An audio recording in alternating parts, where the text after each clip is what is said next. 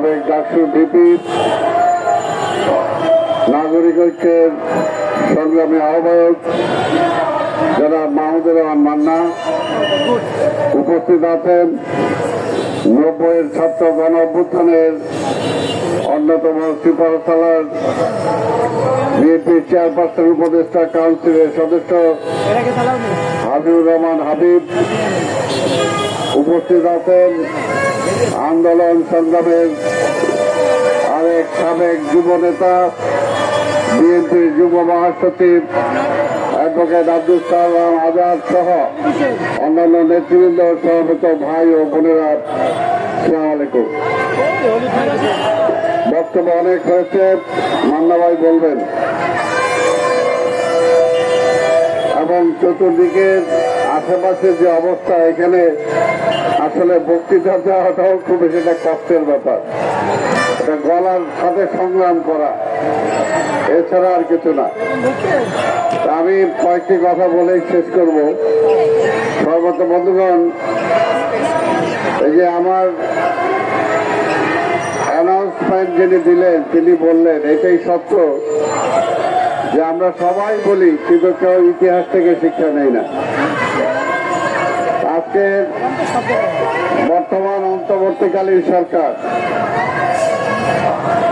তাদের আচার আচরণ কাজকর্ম দেখে মনে হচ্ছে তারা দীর্ঘদিনের জন্য একটা ক্ষমতায় আসছে।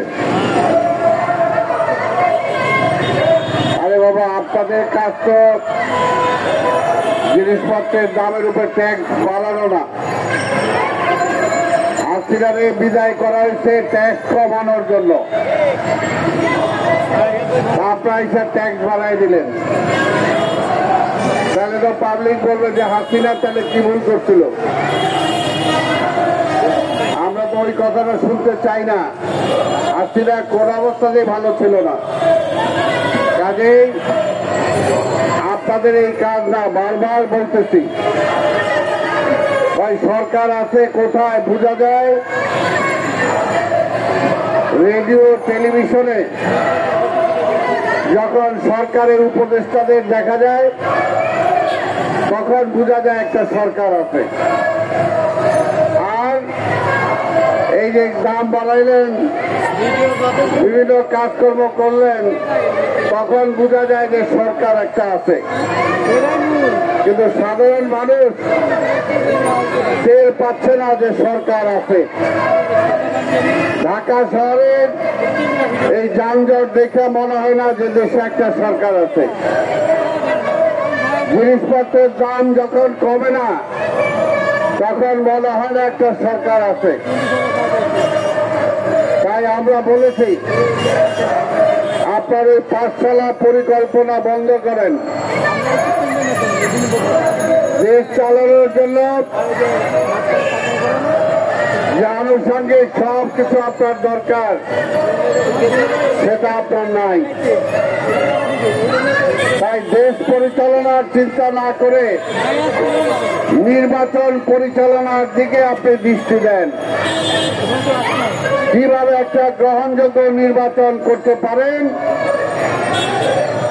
আর ডে টু ডে ওয়ার্ক সরকারের প্রতিদিনের যে কাজকর্ম, যেটা না করলে রাষ্ট্রের ব্যবস্থা খর্ব হবে, আন্তর্জাতিক ক্ষেত্রে দেশের অসুবিধা হবে।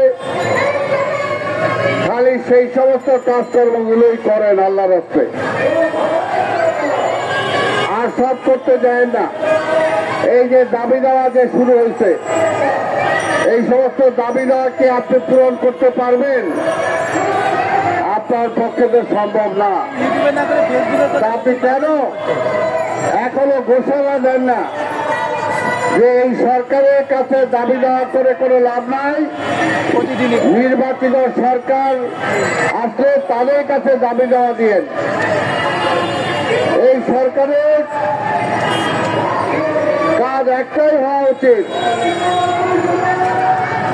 বিগত ফ্যাসিবাদ গণবিরোধী যে আইনগুলো করেছে, জনগণের স্বার্থ বিরোধী যে আইন করেছে, সেগুলো সেগুলোকে বাতিল করা।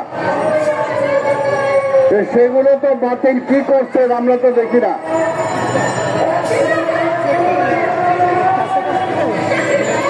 আমরা তো দেখি না। আমরা চাই এই দেশের মানুষ 17 বছর ধরে এই আওয়ামী স্বৈরাচারের হাতে নিষ্পেষিত হয়েছে, জিনিসপত্রের দাম বাড়ানো হয়েছে, চাকরির ক্ষেত্রে বৈষম্য হয়েছে, ব্যাংক বাণিজ্য লুটপাট হয়েছে। আমরা হাজার বলার পরেও ওই লুটেরাদেরকে এখনো আপনি গ্রেপ্তার করেন নাই। তারা বল তবিয়তে যার যার বাড়িতে ঠিকই আছে। ব্যবসা বাণিজ্য এখন এই সময়টা ঠিক ওদের একটু বলো না, স্লোগান দিতে কিন্তু সরকার ছাড়া কোনোভাবে আপনাদের দাবি দাওয়া পূরণ হবে না। আল্লাহ রাস্তা আসেন, মাঠে আর নির্বাচনের জন্য স্লোগান দেই। নির্বাচন আসতেই শিক্ষকদের বলেন, জাতীয় সমস্যা বলেন, সব সমস্যার সমাধান করতে পারবে একটি নির্বাচিত সরকার। সেই কারণে আওয়ামী লীগের দোসরদেরকে এখনো সব জায়গায় বহাল রেখে কোনোভাবে ভালো কোনো কাজ হবে না।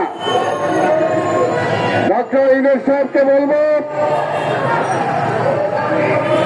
আপনি সেই দিকে দৃষ্টি দেন। রোডটা বারবার